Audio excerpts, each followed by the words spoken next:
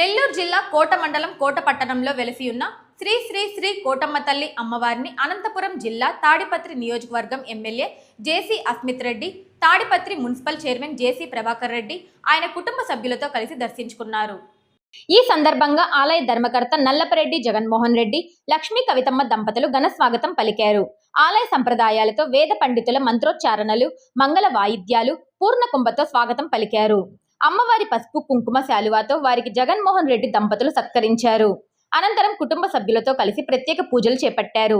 అమ్మవారిని దర్శించుకొని తీర్థ ప్రసాదాలను స్వీకరించారు. అనంతరం ఆలయ ధర్మకర్త నల్లపరెడ్డి జగన్మోహన్ రెడ్డి నివాసానికి విచ్చేసిన జేసీ ప్రభాకర్ రెడ్డి కుటుంబ సభ్యులు జగన్మోహన్ రెడ్డి ఆరోగ్య పరిస్థితిని అడిగి తెలుసుకున్నారు. కోట మండల తెలుగుదేశం పార్టీ నాయకులను కలిసి స్థానిక రాజకీయాలను గురించి అడిగి తెలుసుకున్నారు. ఈ సందర్భంగా ఆయన మాట్లాడుతూ తన కుమారుడు తాడిపత్రి ఎమ్మెల్యేగా గెలుపొందిన సందర్భంగా కోటమ్మ అమ్మవారిని దర్శించుకోవడం జరిగిందన్నారు.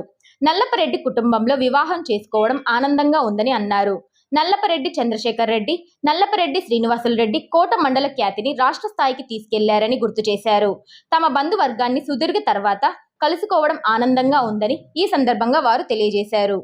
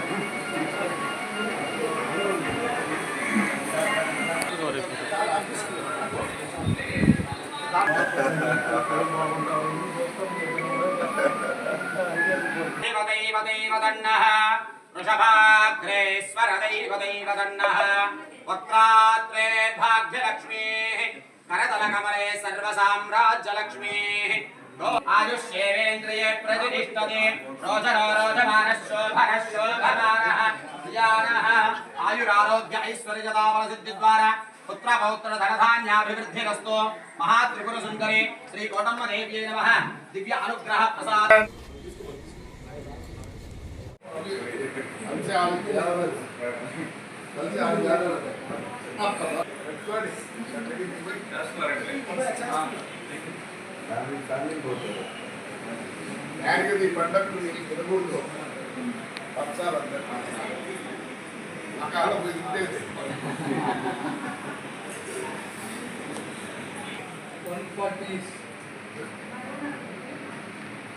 This was big house from here to start.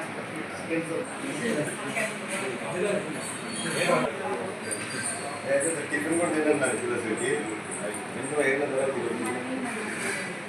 80 ఏళ్ళ తర్వాత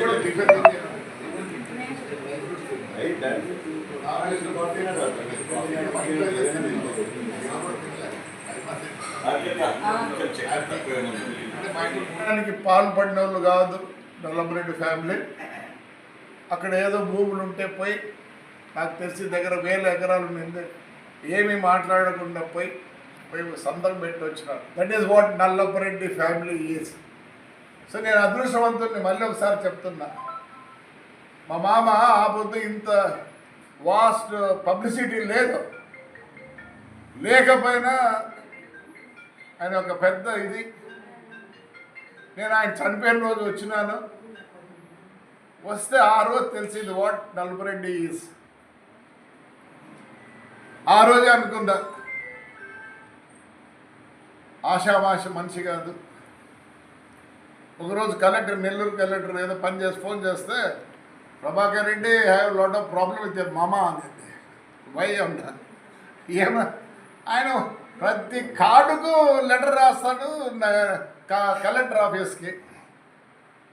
దానికి ఒక వింగ్ మాదిరి ఓపెన్ చేసి మళ్ళీ మేము కూడా జవాబు ఇస్తాం. బికాస్ అంత పెద్ద ఆయన స్వతహాగా పెన్ను తీసుకొని వాడి వినతి పత్రంతో పాటు ఆయన లెటర్ పంపించేవాడు.